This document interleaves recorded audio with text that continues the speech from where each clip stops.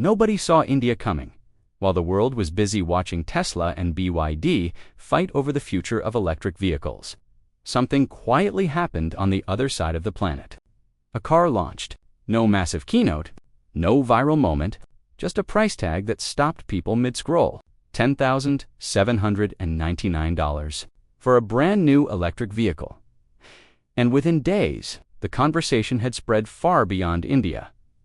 But here's what made it strange. This wasn't some scrappy startup burning through venture capital.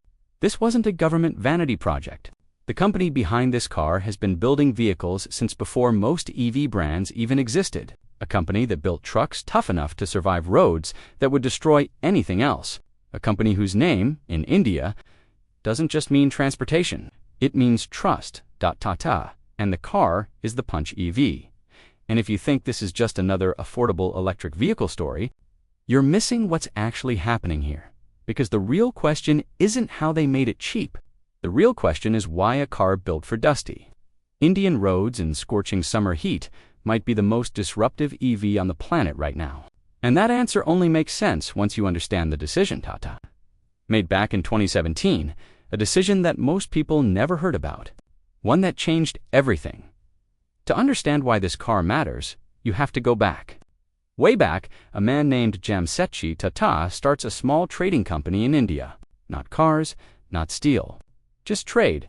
But over the next century, that small operation, slowly, methodically, expands into something enormous. Steel mills, power plants, hotels, and eventually, automobiles. By 1998, Tata Motors does something no Indian company had done before. They launched the Indica, India's first homegrown passenger car. Not imported, not assembled from foreign parts, designed and built in India for India. It wasn't perfect, but it was a signal. Tata had figured out how to build what ordinary people actually needed, at a price they could actually afford. Then came the Nano, then SUV, then buses and commercial trucks that became the backbone of logistics across an entire subcontinent. Today, Tata Motors ships vehicles to South Africa, Indonesia, Saudi Arabia, millions of vehicles every year. This is not a local brand that got lucky. This is a global mobility company that most Western consumers have simply never paid attention to. And that invisibility, that's exactly what made what happened next so unexpected. Around 2017, something shifted inside Tata. While other companies were still debating whether EVs were a viable mass-market product, Tata made a call, a quiet one. No press release, no flashy announcement, just a strategic decision that would take years to see on the road. They decided that electric vehicles shouldn't be for the wealthy. They should be for everyone. This sounds simple. It isn't, because building an affordable EV isn't just about lowering the price. It means rethinking every single decision from the ground up. Materials, manufacturing, battery choice, platform design, everything. And this is where the story starts to get interesting. Most car companies, when they want to add an electric version of a vehicle, take an existing petrol model and retrofit it. Swap out the engine, find space for a battery, adjust the weight distribution. It works, but it's a compromise. The bones of the car were never meant for this. Tata didn't do that with the Punch EV. They built it electric from the very first sketch. The platform, the fundamental architecture of the vehicle, was designed specifically to house a battery underneath, to balance the weight correctly, to optimize the interior space. This is what engineers call a born electric platform. And it matters more than most people realize. Because when you don't have to engineer around legacy decisions, you save money, real money. And that saving goes directly into the price. But the platform is only part of the story. What's sitting inside that platform is where things get genuinely surprising. When most people think about cutting-edge EV battery technology, they think about range numbers. They think about who can squeeze the most kilometers out of a single charge. They think about fast charging speeds and software optimization and thermal management systems that sound like something from a spacecraft. Tata didn't chase any of that. Instead, they chose LFP batteries, lithium iron phosphate. And at first glance, that might sound like a step backward. LFP isn't the newest chemistry. It doesn't produce the highest energy density. It won't win a spec sheet competition. But here's what it does do. It doesn't catch fire easily. In a world where EV battery fires make international headlines, that matters. It handles heat. Not just tolerates it, actually handles it. In a country where summer temperatures regularly exceed 40 degrees Celsius, where a car can sit in direct sun for hours, where the air conditioning runs almost constantly, conventional batteries struggle. They overheat. They degrade faster. Their range drops. LFP batteries are chemically stable at high temperatures in a way that other battery types simply aren't. And then there's longevity. LFP batteries degrade more slowly over time. This means that 5 years from now, the Punch EV's battery should still be delivering performance close to what it delivered on day one. For a family that's spending their savings on this vehicle, that's not a minor detail. That's the difference between a good investment and a disappointing one.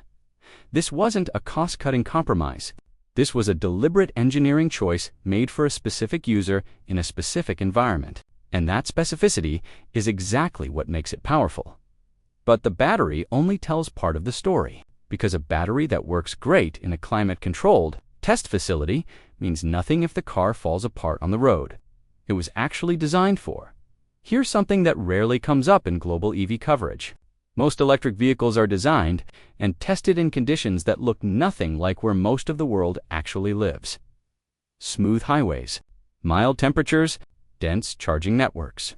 Predictable infrastructure. India is none of those things. Indian roads can shift from clean 4-lane highway to pothole-riddled village track within a single kilometer.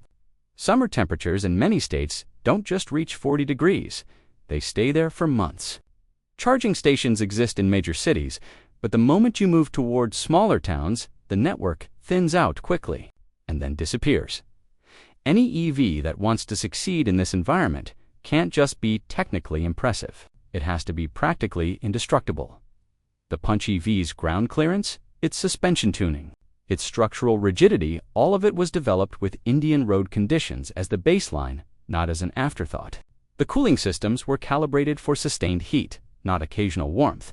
The charging strategy was built around home charging as the primary use case, because that's the reality for most buyers.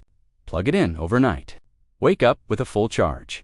Don't rely on a public network that may or may not exist. Near your home, this is what it means to engineer for reality rather than for marketing. And when you combine that engineering approach with something that no spec sheet can capture, you get to the real reason people are paying attention to this car. There's a kind of trust that you can't buy with advertising. You can only earn it over decades. Ask someone in India about Tata, and you won't just get product features. You'll get stories. Personal ones. A father who drove a Tata truck for 30 years and never once got stranded. A family that walked away from a serious accident because the car's structure held. A farmer who used a Tata vehicle on terrain that nothing else could handle, and it survived. These aren't marketing campaigns. They're lived experiences, and they accumulate over generations into something more valuable than any brand campaign. They become belief.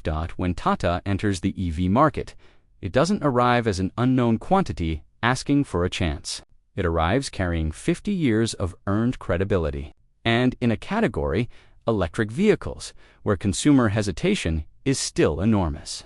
Where questions about battery safety, long-term reliability, and real-world durability are the first things out of every buyer's mouth. That credibility is an asset that money cannot replicate.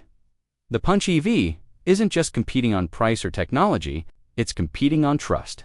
And in markets where trust is the deciding factor, Tata starts with an advantage that BYD and Tesla are still working to build. Which brings us to the part of the story that the industry is only beginning to wake up to. Let's be clear about something.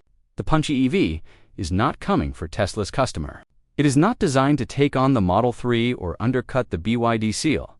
The performance specs aren't comparable. The range isn't comparable. The technology ecosystem isn't comparable, but that framing misses the entire point. Tesla built a market by making EVs aspirational. BYD built a market by making them efficient and affordable in high-density urban environments. Both of those strategies captured customers who are already willing to consider an electric vehicle. Tata is going after everyone else, the first-time car buyer who has only ever thought about petrol, because that was the only practical option. The middle-class family in a mid-sized city who looked at EV prices and ruled them out before the conversation even started.